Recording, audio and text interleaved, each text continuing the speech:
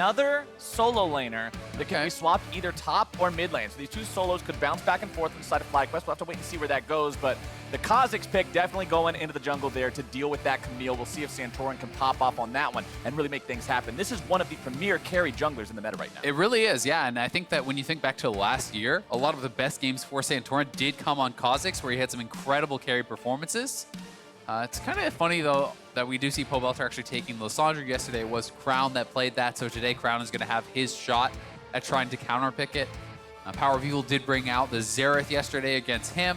That counter matchup did not really work out for Power of Evil, so excited to see what Crown shows us. And of course, you're seeing a lot of mid laners these days in the solo queue environment, in the preseason environment, talking about playing against the Aftershock Lissandra and its ability to very effectively nullify the laning phase.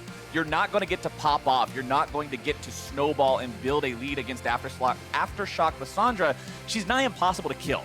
Between the Aftershock defenses, the ability to get away with the claw, the ability to ult yourself, you have to invest so many resources there, so we'll see if they can take them down, but it will be their work cut out for them on the side of OpTic as we get into the second part of the bans here. Alistair banned out by OpTic, FlyQuest removing Lissandra. Yeah, probably going to see another mid lane ban for FlyQuest as well, unless they're really concerned about something, down in the bot lane role. But my guess is it would be another mid laner. Try to protect Pobelter, try to protect that Lissandra pick if it's going to be there. Obviously, they can still flex things around. We could see Irelia mid. We could see Lissandra top, which is going to make it more difficult for OpTic to actually try to select their last pick.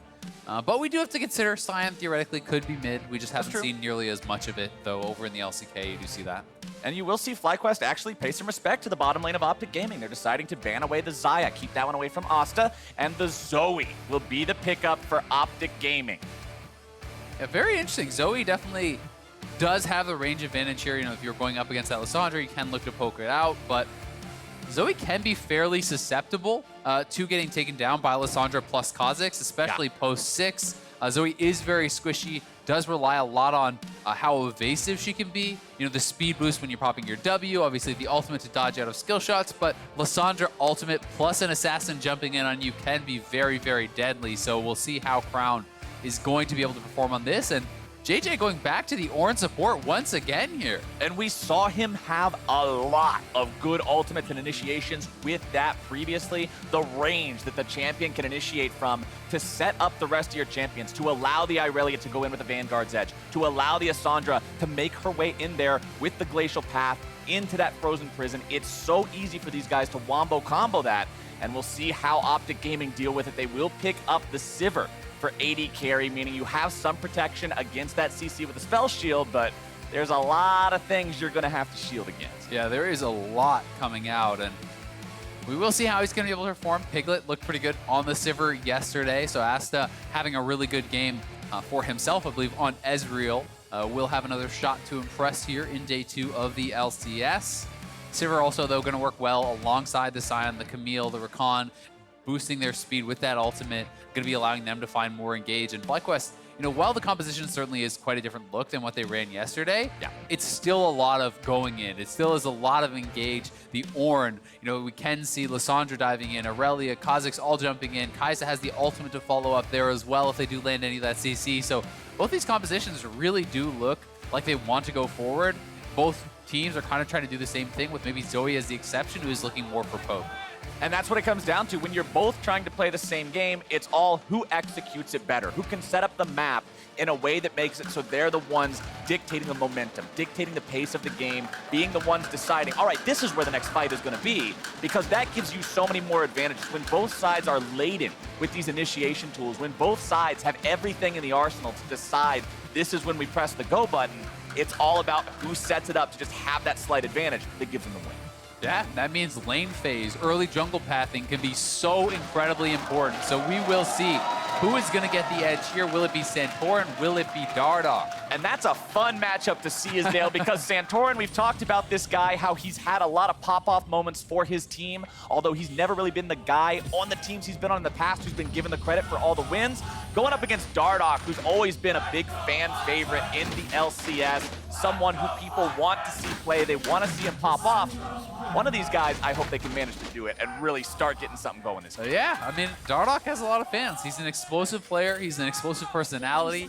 And it does really make him an exciting guy to watch. Looks like bottom side. We're going to see a little bit of action here at level 1.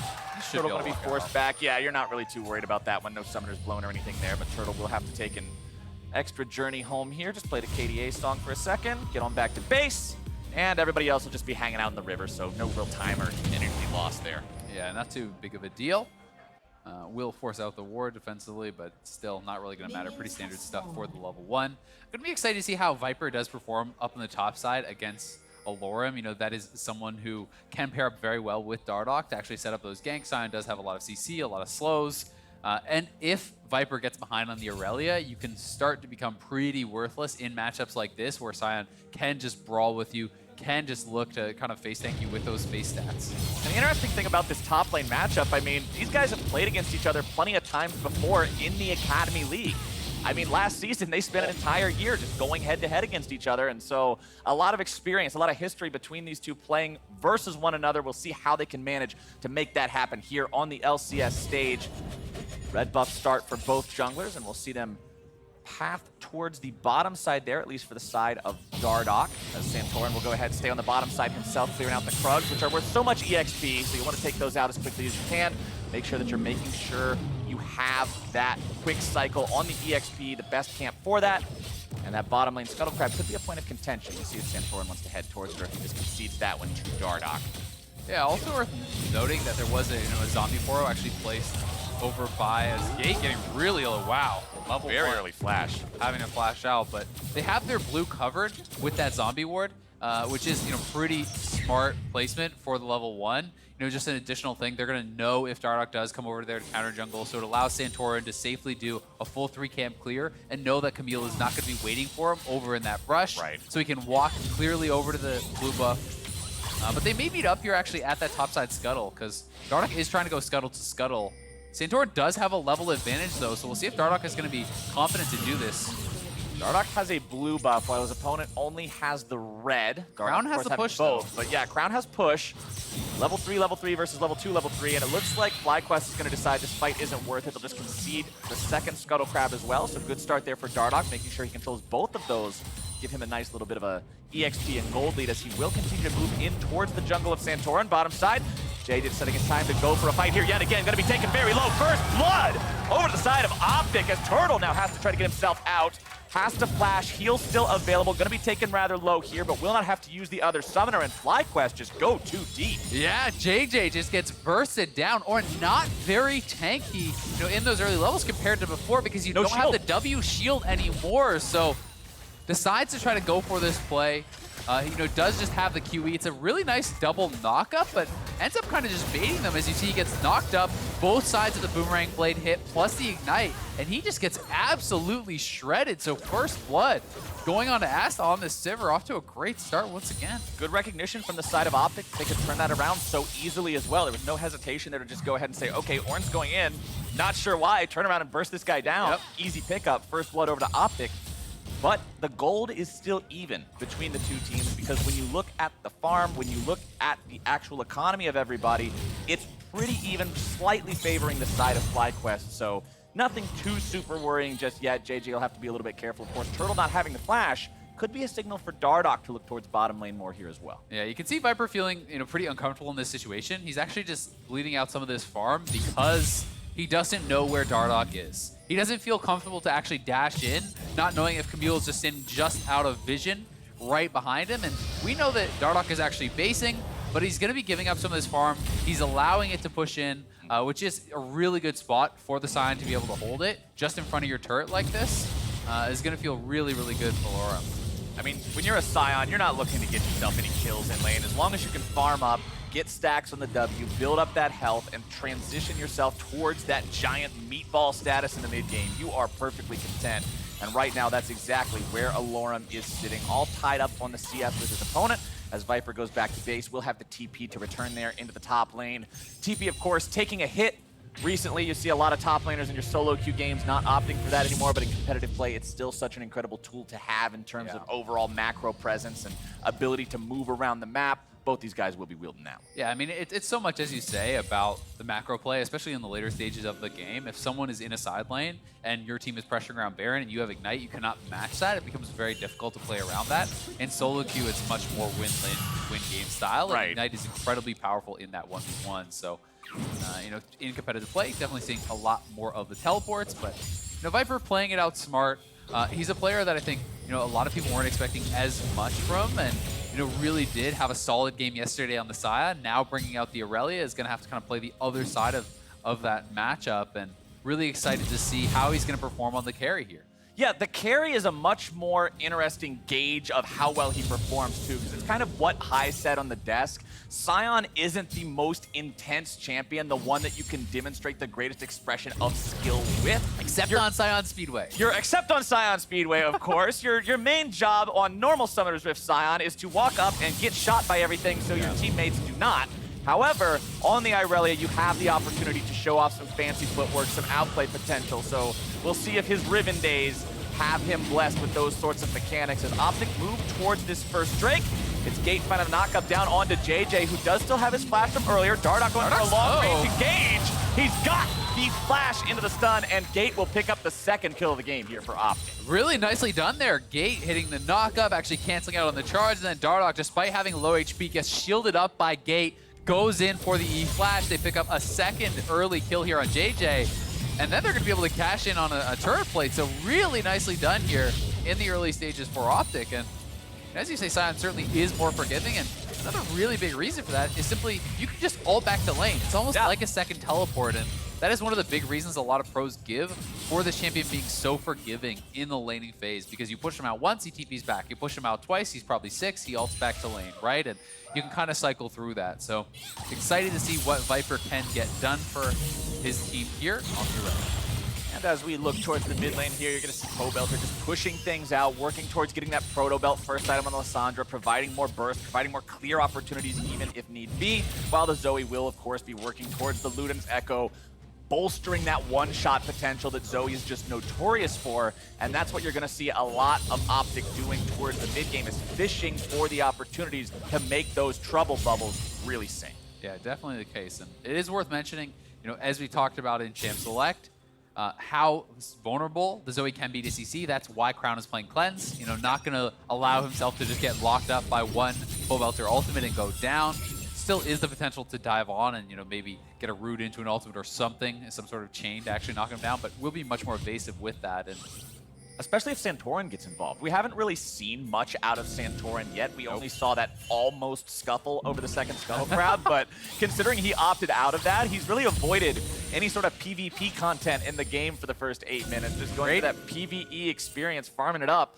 We'll see. Now he does have the ultimate, so that enables him to dodge, duck, dip, dive, and dodge in throughout the fights a little bit better. So maybe that's his opportunity to get involved somewhere. Did go with the Claw evolution first, as is pretty standard.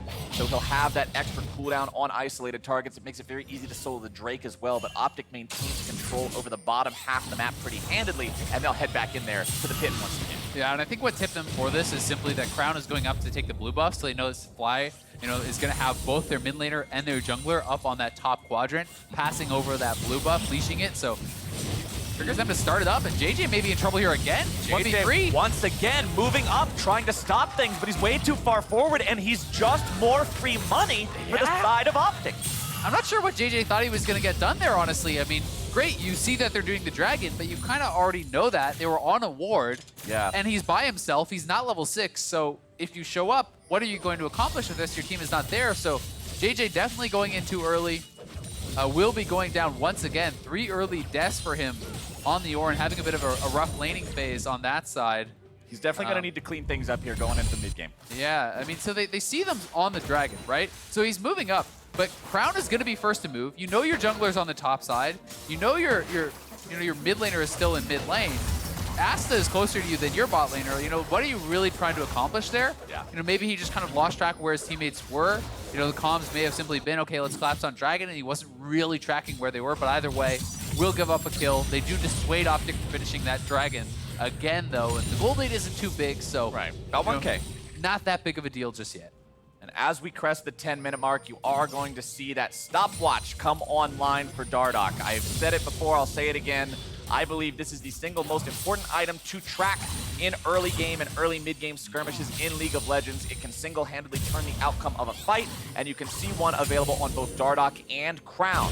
On the side of OpTic, while bottom side, a 2v2 breaks out yet again. Gate trying to go in with the quickness, not going to find a whole lot of success off of that one. While top lane, it's Viper grabbing himself a little bit of a trade against Allorim, but Allorim, with both pieces of that Sunfire tape, pretty tanky, pretty hard to kill. Crown able to find tons of damage with the Paddle Star. Can he chase Pobelter down and get the last little bit? No ultimate still. Forward. POV gonna be forced into the self-ulti on that one as Allorim will grab the 4th kill of the game for OpTic there in the top side. OpTic gonna be looking for even more blood now, going after Santorin, forcing the ultimate out of the FlyQuest jungler as well. And OpTic is making moves across the map. That was insanely close. Pobelter was actually just mashing the self-ultimate. It was on cooldown until the split second that he used it there. So if it came up and even a second or two later, Crown may have been able to finish off that kill. So very close call for him in that mid lane, but does get out. 200 IQ for sure on that one. Had to be calculated as Dardoch will now clean up this Rift Herald, grab even more control over this game here for the side of OpTic. Santorin and FlyQuest seeing the opportunity to go for the Drake that their opponents were unsuccessfully going after earlier.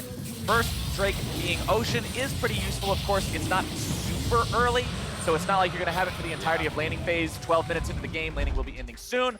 But let's take another look at how the kill happened onto Viper here in the top side. Yeah, they do know that he is roaming down. Dardoch finding the engage, lands the stun, setting up the ultimate there, and Allorim can flash on it. Not much for Viper to really do there. Once you get hit by that stun, you're locked up for so long. So a good catch by Dardoch, and honestly off to a very good start. You know, he's been pressuring around the Dragon.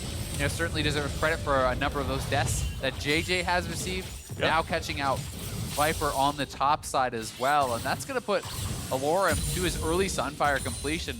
And it's going to be very, very tough to actually brawl up against this grass Sunfire Sion this early in the game. He's just so damn tanky. It's what we talked about yesterday in the Sion matchup. It's just a matter of, does your damage mean anything against this guy? And if he's able to hit those tankiness breakpoints before you hit yours for damage, well, good luck doing anything to the guy. You're pretty much going to sit under turret, wait for him to walk up, EQ clear the wave, then you clear it, and welcome to absolute nothing town. I mean, Irelia has 1400 HP. Allorim has just about 2400 HP at this point. Yeah, it's that's quite pretty insane. Yes, Conqueror is adding true damage. Yes, there is, you know, an element of kind of outplay there that maybe the Irelia can dodge around some of the, you know, the Qs and blah, blah, blah. But at a certain point, it just doesn't matter. Like, at a certain point, you're not killing this guy. He's just standing there missing everything and autoing you, and you're just dying. Just like, all right, not going to work. Sorry. Oh, man, mid lane, though. Let's see if Dardoch can make something happen. Crown goes for the trouble bubble, but Pobelter's not feeling too sleepy just yet.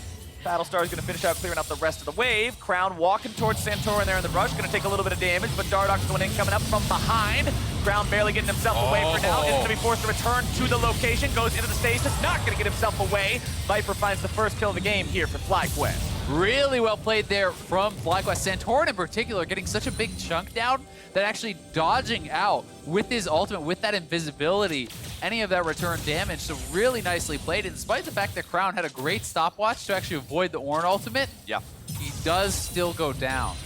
Good to see FlyQuest able to bounce back, find themselves something after a pretty shaky early game. Still only down not even 1,000 gold in this one, so definitely still within their reaches to be able to come back and take things over as we approach the mid-game. Stopwatch down on Zoe, also very important, means that she doesn't have that tool next time. But remember, Crown, still with both those summoner spells up, will have some answers if they try to continue to collapse on him here in the mid lane.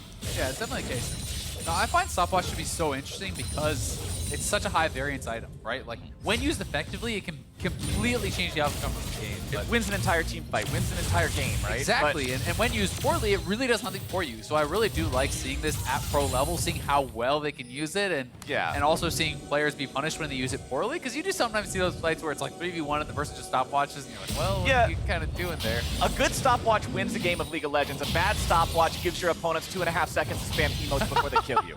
Start dancing a little bit, break just having a good time with it. So That time, unfortunately for Crown, it bought a couple of extra seconds, and there might not have been time to emote considering there were some other abilities flying around, but he still found himself back on the spawn platform with a black and white screen. So not where he wanted to be, but still in an all right spot here. Does have a little bit of a CS advantage up over his opponent. Has managed to hit that Luden's Echo, so will have a very effective poke as the game continues.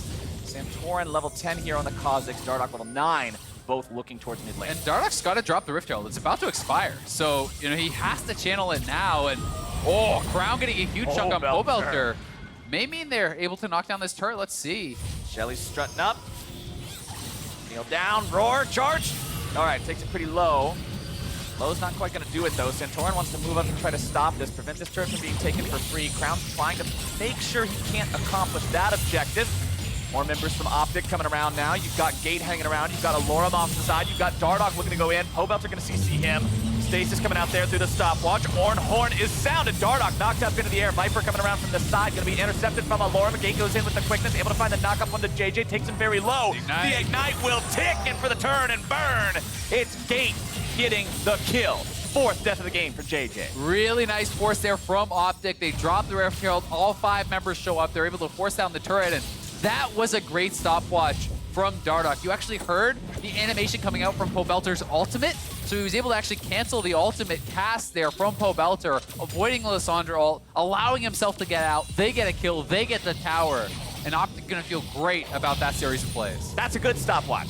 That's one of those stopwatches that you're like, man, I'm really glad I had that thing. Let's take another look at how it happened. That's a Rolex. Right Yeah. there. That's a nice one. And here it is. So Ray, I don't know if you could actually hear it on that replay, but you can hear the cast animation there from Pobelter, you know, trying to hit that ultimate onto Dardoch, take him down, but Dardoch nicely timed on the stopwatch. The Ignite plus the poke from Crown is going to be enough for JayJ to grab his 4th death of the game. And I've got to say, Crown has been looking really good, has been landing so much poke, creating an incredible amount of pressure here, I would say, around the mid lane and in a lot of these fights. And you can see one reason why the gold in the game has been kept as close as it has, despite everything seemingly going OpTic's way so far. 5 turret plates taken by FlyQuest early on. OpTic grabbing themselves 1. 14 minutes in, that's when they all fell, so there's no more to get anymore. But FlyQuest are finding themselves falling further and further behind. 1,500, 2,000 gold now. Starting to lose control a little bit as OpTic will look towards this turret in the bottom side. Only about 10%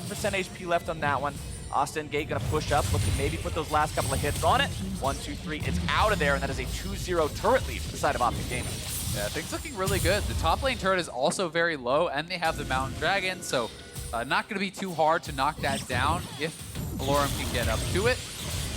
That was almost an unwelcome nap there for Pobelter. Good job stepping right underneath the trouble bubble. Bottom side, Turtles just trying to farm up here on the Kaisa. Storm Razor completed, but nothing else really to write home about. Kaisa will need a couple of items before she really becomes that big, scary team fighter. Same can be said for Sivir, of course. Both these AD carries have such incredible scaling potential as the game goes on. We'll see if either of them can get to the point where they have that 1v5 type of moment, but we're still a way away from that. Definitely are. I mean, most people would look at Sivir and generally say, once you have your IE, you know, that 3rd item is really when you start turning online, getting those ricochet crits. For Kaisa, I do think that you can kind of have more effectiveness earlier. When you complete the Rage Blade, I would say really Kaisa can start having a pretty huge effect. And FlyQuest is kind of closing in on Dardoch over by this red buff. We'll see if they want to make a move. Santorin level 11 here, does have the 2nd evolution. Putting some real damage down onto Dardoch, wants to go over the wall. The Ornn goes off, but it's not even needed. Santorin turns him into some bug food, says, thanks for the leash, bro. I'll take the red on my way out. Claws that one down. JayJ waits for him, and the blast cone sends him home. That was really nicely done there. Good play around the vision. They get Dardoch's flash. They do get the kill as well. Santorin now level 11. He has a lot of farm here also, and he's going to be really, really strong. If he can actually find the right targets, guys like Crown or Asta, and get that damage down, there certainly is the follow-up from the rest of the team to burst them out. And Santorin being level 11 on the Kha'Zix now also is a very important breakpoint for the champion because it makes him useful in grouping up. Having the rockets, having that massive slow when you're able to land that poke, gives him a utility that most assassins don't have in terms of just standing there face-to-face with your opponents and firing abilities back. Yeah, definitely the case. He's on his Dustblade now too, right? So the burst is just going to get bigger with the evolution on the claws that he already had. Now he has that evolved W. Dustblade is complete, and You know, one of the really kind of underrated things about the Dustblade is the vision potential, the vision denial. It allows you to know when you're sneaking into a situation, do they have eyes on you? Have they spotted you moving into this position? And that, alongside a sweeper, is going to mean Santorin can certainly look to set up some very sneaky plays. All right, Pobelter has himself another blue buff. He's got his double spell pen items. He's got his proto belt. He's got another blasting wand on top of it. This Lissandra should be pretty scary, especially if he can get himself in the middle of multiple people, find an ultimate that hits a lot of OpTic targets at the same time. But it's still OpTic who have the gold lead for now. Still only about 1,000 gold, though. This game not running away to either side. We are past 20 minutes, so Baron is available. Santorin 2 levels up on Dardoch now. Just hanging around, seeing if maybe Dardoch wants to come around the side here. Now.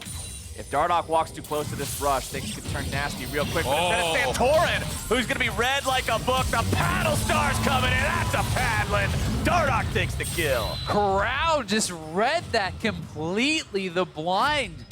Sleepy Bubble Trouble just hits him right there and follows him over. That was incredible. That was just a really smart play there from Crown. And honestly, smart for OpTic to be grouping up like that before they're checking into this location.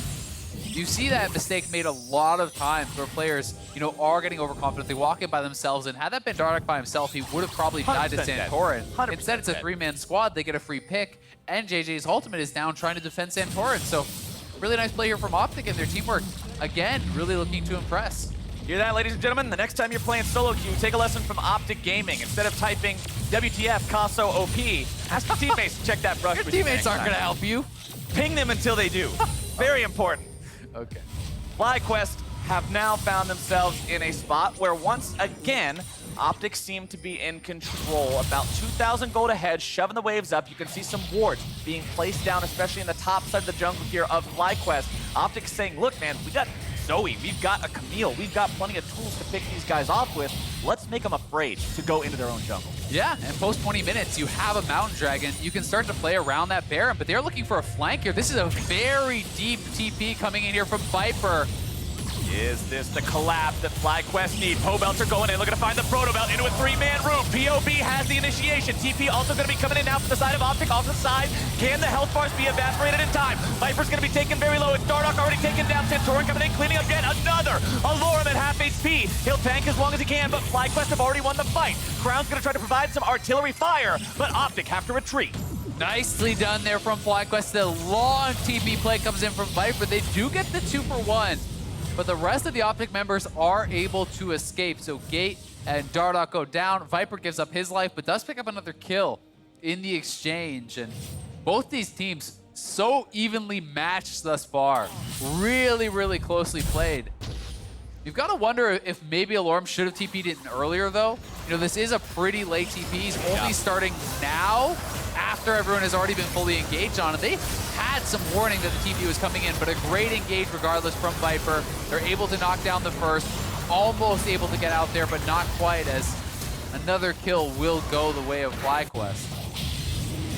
Santorin secures himself that Ocean Drake. Allorim coming in to try to stop him, maybe throw him off a little bit there, but he's got the smite down. That's going to be 2 Drakes over now to the side of FlyQuest. But I like the fact that even though FlyQuest was behind, they recognized the opportunity to go for that play, and they were willing to go for that play. Yeah, Viper showing off that killer instinct, right? He has looked good so far on the Irelia. You've got to say, you know, finding that TP play, looking for the opportunity. They're not willing to just slowly bleed out this game against OpTic, and OpTic, you know, did have full vision control pretty much in that area, so there weren't a lot of places that you could make that TP to, and he goes for the really deep TP play, and it does pay off. We talked him being about an old school Riven player, and if there's one thing I've seen a lot of in solo queue, Azael, it's my team pushed up too far, getting triple killed by a Riven TP coming from behind, so we're seeing that experience really blossom into something beautiful here on the LCS stage, as OpTic now still command only about an 900 gold lead.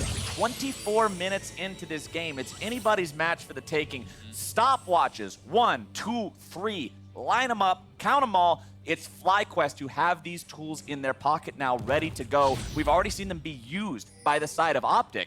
So now FlyQuest will be the ones who have that little bit of an extra edge. Go in, bait them into something, pop the stasis, and put them in a spot they don't want to be. We'll see how well that works out for them.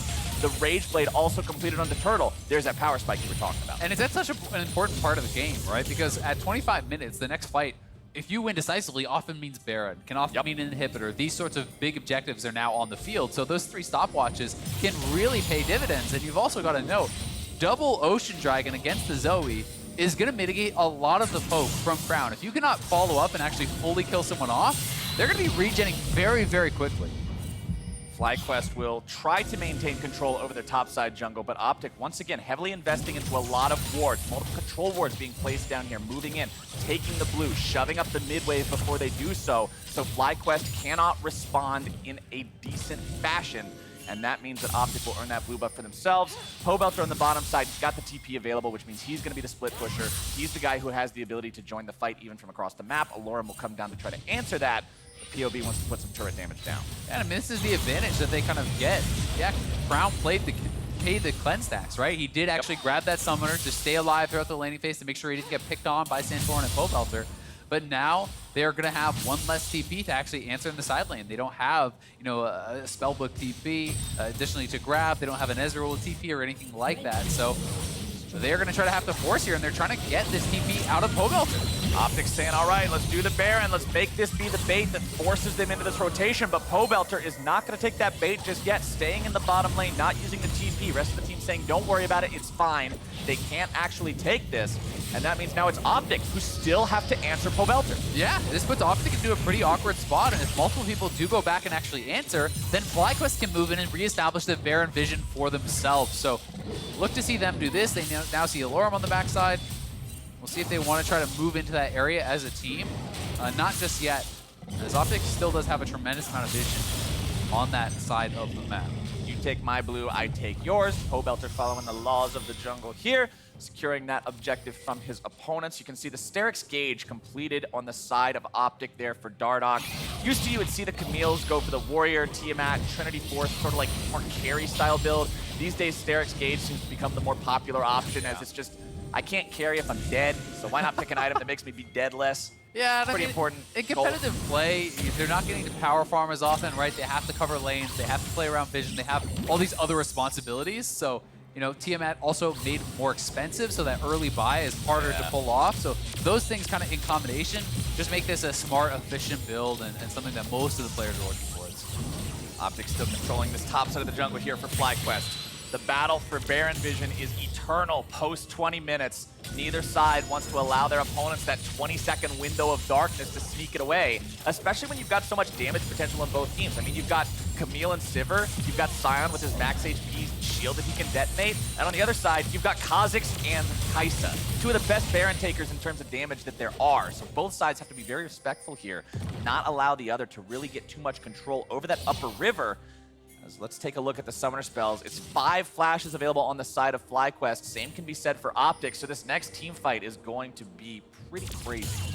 Yeah, you can see how hesitant FlyQuest is to actually move in. They spot someone near the Baron, but they don't know if they're on the Baron. They are trying to kind of slowly move up and poke away at some of this vision as Asta and Dardoch show themselves in mid lane. They felt confident to at least try to attack that pink ward, but OpTic has really had a stranglehold on the vision in this area. They're moving forward as a squad once again, clearing out some of this defensive vision that FlyQuest has. JayJ doing a good job there, using the Unstoppable to make sure he doesn't go to sleep after getting hit by the Trouble Bubble. The difference between taking about 10% of your health and damage and 80%. All of your health. Yeah, very big difference there and timing that W correctly, so good job on him recognizing exactly when he needs to press that button.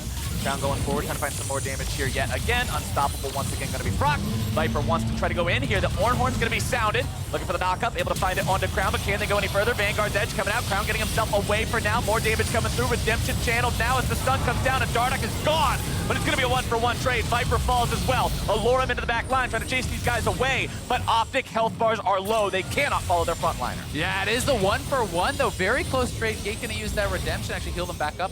Maybe that was actually Crown's redemption they picked up. I'm not quite sure, but either way, another very close fight. Crown narrowly able to escape. Asta as well. Both those carries now are without their flash. That is critical as you look over at FlyQuest and you see 4 of the 5 flashes available. Pobelter, Santorin, WildTurtle and JayJ, they could get aggressive and look for this. And we'll see it one more time as Crown having no ultimate, they know he can't actually dodge out. This was a beautiful Ornn there from JayJ, actually kicking Crown even after the flash. Then the ult flash comes in from Viper. He wants to follow up, but he just gets CC'd up, locked down. He hit the ult flash, but could never actually use the Blade Surge to kill off Crown because Gate did a beautiful job healing him. Uses his R, ults him up, knocks him up, then Dardoch ulted him in. So really good healing from OpTic, and another close fight. These two teams just, there's almost no difference between them. They're so evenly matched. Another close fight, another even trade, and another point in the game where I'm checking the gold difference, and it's really not anything measurable. Yep. 25 minutes into the game, I said we were 800 gold apart. 30 minutes into the game, it's 1.2K, as Turtle's gonna find himself jumped on. JJ's providing some peel. The Ornhorn's gonna separate the two teams and make sure Turtle stays safe. Dardoch thinking about going in, decides to not follow that hook shot deep under TP line. TP's going in though, it's Viper showing up, another TP also gonna be channeled. Pobelter behind OpTic, goes over the wall, able to find a lockdown onto two. Viper's gonna be buying some time. It's 2 dead on OpTic, and FlyQuest have found themselves a fight. Viper's looking to dance around, back and forth with the blades flying left and right, as Crown runs away off into the side, and FlyQuest will move towards Baron. It's deja vu. Pobelter again, finding the PP play, coming in behind OpTic, but Crown looking to poke him out, wanting to keep them off this Baron. We'll see if they can do it. There's 3 OpTic members alive. Dardoch is there, so FlyQuest looking to turn, but will be pushed off the Baron for now. It's so hard to do the Baron with the Zoe still alive. She can fling the paddle stars in there blind, almost guaranteed to hit someone, just because of the way you have to position yourself in that small area.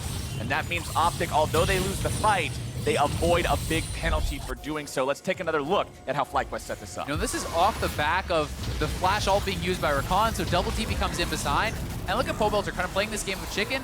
Flash lands the root immediately, full combo hitting both members, waits for the spell shield to be used by Asta, then hits his ultimate. That was just perfect from Pobelter. Such a nice flank, and he has been on fire in the first 2 days of LCS. This man is on a mission to prove TL wrong for dropping him. And remember, when you see a big play, when you see something that really makes you go, oh my goodness gracious, tweet us at LOL eSports using hashtag LCS Big Plays to let us know which one you think is going to be the most game-defining.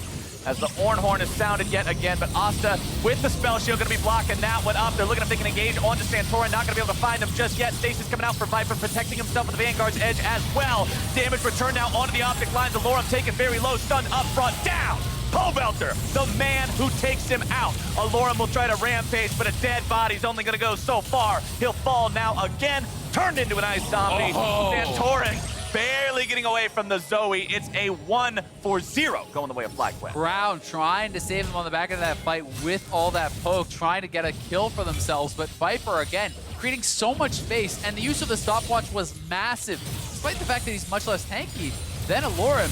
He goes forward with the ult, uses the stopwatch to buy time, then is able to dip out, and that buys enough time for the rest of his squad to burn down Sion, winning FlyQuest the fight. So really impressive stuff again here from Viper. Has been looking strong.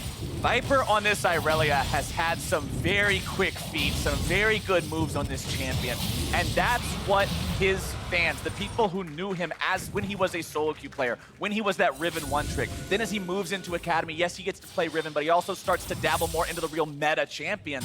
This is what you love to see a guy like that on, though. Go back to the roots, go to the high mechanics, high outplay potential champs. And that, what an awesome showing from him so far. I mean, it spells good things for FlyQuest. If Viper, if Pobelter can perform consistently at this level, I mean, we're only, a game and a bit into the season, but Viper certainly has been surpassing my expectations for him so far this year. And the mid lane's fun to watch for me this game as well, because both these guys were players who were largely talked about in the scope of Malzahar duty. Yep. As we had seen them a lot last year. Exactly. The guy, clear the wave, ult the value target, be the secondary carry. But now, they're both doing a lot of work for their team. We've seen Crown be the one stopping FlyQuest from really running away with the game. Viper trying to get himself out, but he might be caught out now. A lot of damage coming down, and OpTic's got the collapse they need. 5v1. You cannot outplay that. Yeah, really well-timed Sion ulti there, immuning the Irelia stun, getting in there with the Unstoppable, then the follow-up from Gate. No stopwatch for that one. Viper goes down. And it's OpTic heading towards the Baron. No team has really had the confidence to commit to it, and doesn't look like they're going to just yet. They're at least going to clear out the vision. and establish a zone of control, make it very scary for FlyQuest to check in. You know, knowing that Zoe could be there, but that ward off to the side there is actually saving FlyQuest right now because they know no one went into the pit. So they don't have to check over towards that Baron pit. Otherwise, you're staring down the barrel of face-checking Zoe, which is a nightmare because if OpTic get a second pick, then they do go for Baron. Okay, but now the control wards are down. They're saying, all right, this is why FlyQuest wasn't taking the bait. Now, FlyQuest, you do have to go check because OpTic could be on top of that right now. And there's your gold grab. You can see over time, stayed very even, but slightly in the favor of OpTic, then took a pretty big turn into the favor of FlyQuest, where it's currently sitting about 3,500 in their favor 35 minutes into this game. Santorin moving up, saying, get these control wards out of here. I worked so hard cleaning up the river, and you guys are polluting it yet again. Garbage man coming in. Garbage. Yeah, get one of those swamp skiff things that eats all the trash. That's the new skin for Kha'Zix. Swamp skiff Kha'Zix eats the trash in the river, keeping everything clean. Go green. Captain Planet. Yeah. Saving the environment. Mid lane, Crowd will keep clearing out these minions. You've got the Morellonomicon, the Banshee's Veil, the Luden's Echo. Zoe is turning into that long-range artillery cannon we know her to be. But what's this, ladies and gentlemen? Keep your eyes on the inventory of FlyQuest because my man JayJ is level 14 now. Yeah. And that means big Ornn items are going to be arriving in inventories as he continues to level up.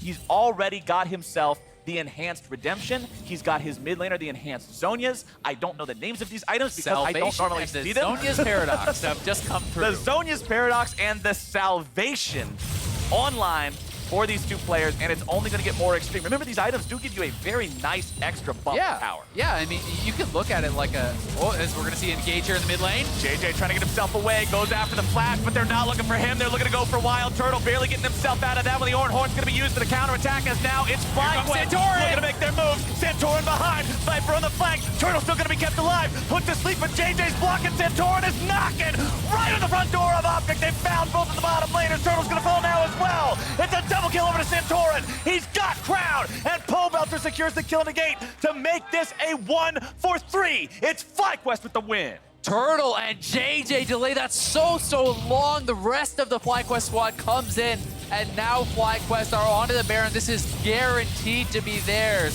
As Allorim is basing, Dardoch is showing in the bottom side of the map. They know there's no one to challenge for this, and FlyQuest are gonna grab the first significant lead of the game.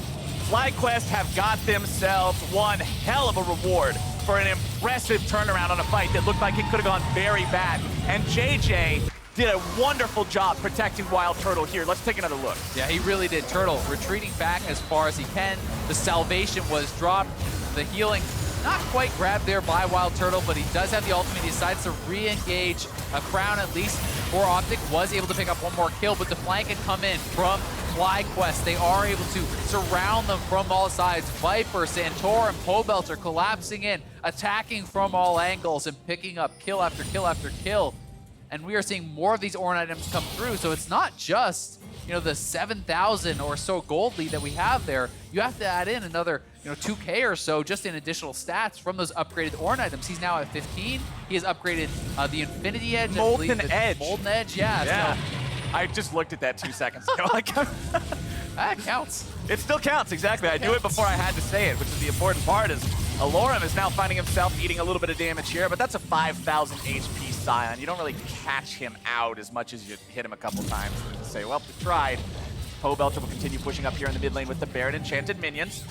FlyQuest maintains priority over the mid lane. OpTic forced to take the side route back into their own territory. And that has forced them away from the Elder, right? This is an Elder Dragon now up, so that is what FlyQuest was doing. You shove up mid, maintain control of that. That forces OpTic to retreat back, clear out the minion waves. Now FlyQuest gets control of this area to set up vision, and they can look for the engage. The Ornn Horn's going to be sounded. Viper wants to find his way into the entirety of the enemy team. Instead, he's going to be locked up and held down for now. A lot of damage coming through. Dardoch going to be bursted. It's a resurrection coming through on the Viper now as well. Asta taken out. The GA going to be procced. Allorim goes down. A double kill over to WildTurtle. And it's OpTic completely routed. FlyQuest, all they needed was that Baron, and now they are unstoppable. 3 dead on the side of OpTic. Crown and Gate remain, but this FlyQuest war machine is not stopped. Turtle stepped on the bubble. Oh, Turtle, just fine for now. Crown's got to do a lot of heavy lifting to keep hope alive here from the side of OpTic Gaming. FlyQuest continues to push. They've got the minion wave. They've got the Baron enchant. They've got the flash out of the enemy support. They're maintaining distance. Santorin using the void spikes to keep his opponents away. All he's gonna do is buy some time. The Nexus will fall, and FlyQuest will end week 1 2-0. And despite Crown's best efforts, no way to stop that push from FlyQuest. A really well-played game from them. Back and forth, very hotly contested between these two teams.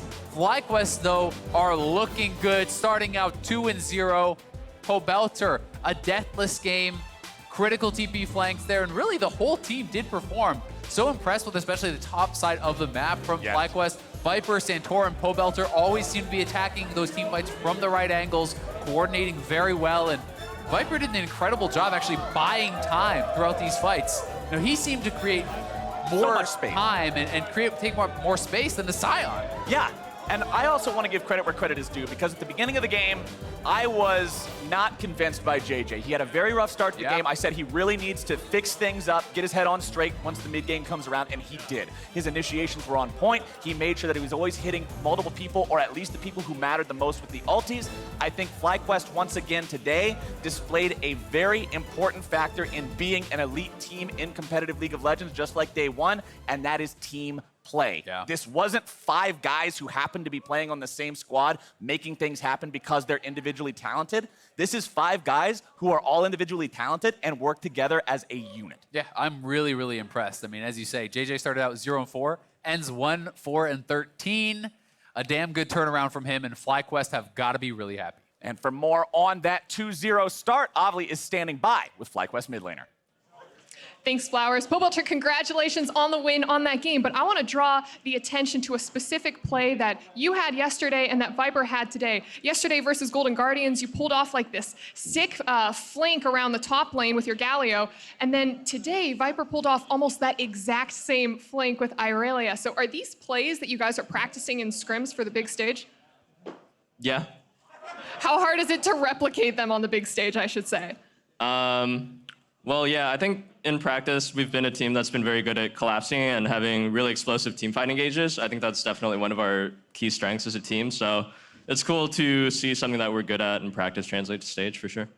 And focusing more on you, last year you said that you wanted to prove that you were the best mid laner in NA, and you did that by taking mid-tier Team Liquid all the way to the top. And now on FlyQuest, you got to do the whole thing again. But what's going to be different about this experience? I think it's just really different. Playing with the new jungler is probably the biggest change moving to FlyQuest, because I had played with Xmithy for so long. So trying to build my synergy with Santorin, and then, you know, they have a bit of a different playstyle as well. So I think that's kind of the biggest thing. What do you think of Santorin so far? Santorin's pretty great, really aggressive, great mechanics, 9.5 out of 10. That's an old meme. I don't know if anyone caught that, but yeah. Well, okay, maybe I'm gonna miss the meme. What's the 0.5? Where's the 0.5 missing from? Oh, it's from like Loco Doco like 5 years ago. He was talking about Santorin, and he said, if Faker is 10 out of 10, Santorin's 9.5 out of 10. Perfect. Well, thank you for explaining the meme, and Pobelter, congratulations again. And for more on the game, let's hear from the State Farm Analyst Desk. I totally forgot. Thank you very much, Avli. FlyQuest, our first 2-0 team here in the spring split, taking down Crown and the rest of the OpTic squad. But it didn't come easy, as Azael mentioned there at the tail end of the game. JayJ starting it off with 4 deaths. We'll get into those early deaths and the problems that it caused for FlyQuest. Before we do that, I do want to take a look at the team compositions. Yesterday, Crown had himself the Lissandra up against a poking Xerath. This time around, Pobelter takes the Lissandra away for himself.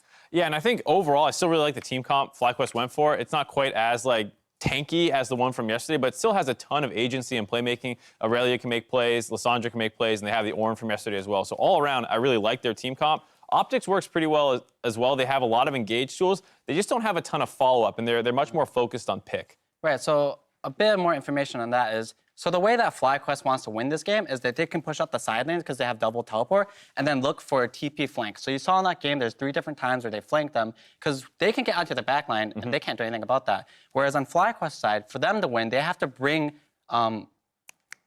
OpTic has to bring First clarify, Yeah, the OpTic other side. way around. So Yeah. OpTic has to bring FlyQuest into objectives like Baron, because it's really hard to check places where there's no vision against a Zoe. But instead, you saw them sieging towers, and they get punished every time they do that. Yeah, very much so. Let's go into those early deaths from JayJ. Let's look at the hole that FlyQuest, in a sense, dug for themselves here with some aggressive moves early on that get punished. Right, I actually really like this play. So you know that the Rakan doesn't have flash since he used it earlier. You land a double knockup, you're committed to that fight. Just flash a knockup, you win that lane, they should win that fight. Since he messed up earlier, he dies again later for this, and once again, he could just flash that knockup, and he would live. He's being really greedy with his flashes, and if he just used it, he could change the pace of the game a lot. So maybe it's a bit of nerves, I'm not sure, but... Yeah, and it was really scary for this team that you're talking about for OpTic, where they want to get an early lead and then be able to force FlyQuest to walk into them. And once you hand over a number of kills like that, you're kind of setting them up for their game plan, where now they have the gold lead, they'll be at objectives first, and you have to face check this Zoe, this Rakan, this Camille, who can all have insane gap closing. Yeah, those couple deaths in the river are a perfect explanation or example of what you're talking about. How OpTic wants to force FlyQuest to go check, okay, are they doing the dragon? What's the health at? Should we contest?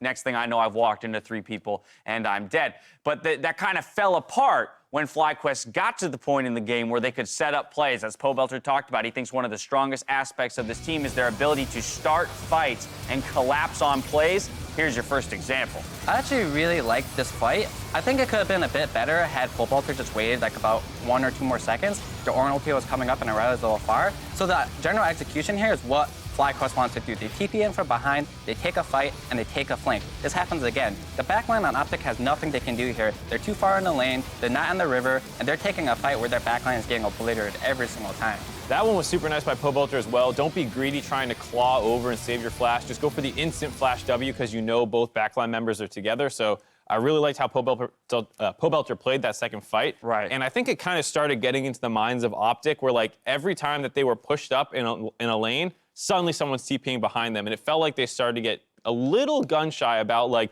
wanting to walk farther forward. And the game kind of stalled out for a period of time, where we saw through mostly farming and map play, the gold lead went from 1,000 in OpTic's favor to 1,000 in FlyQuest's favor. Right, and you got a sense of maybe the urgency on the side of OpTic once they did start to lose a couple of those fights, where they felt they had to do something, right? Where they felt they had to start fights. And then they're just playing more and more into FlyQuest's plan, as opposed to taking that breath, saying, wait, how exactly do we win? We have to bring them to us. It seems like they lost their way about midway through the game when things started going awry. Right, so when a team is consistently losing fights in a game, they're like, oh no, we lost that fight. They're like, what can we do? Okay, we need to get a pick. So how do they do that? Let's not charge all the way through to 2 turrets mid. Why don't we just go back to Baron, drop some pinks, and make them come check us? But they lost the game because they passed like what, 2 turrets mid and like try to all the way have up Kaisa? to inhib turret almost. Yeah, you don't catch a Kaisa that easily, especially with how far back he is. So just clear out the Baron pit, make them come to you, because you can't go to them. Those early season mistakes, right, as teams are kind of relearning the macro game with their new team rosters and how to communicate around that stuff. The last thing I want to touch on, as we do have our first 2-0 team, and is playoff picture and playoff chances. An interesting stat that we have for you at home.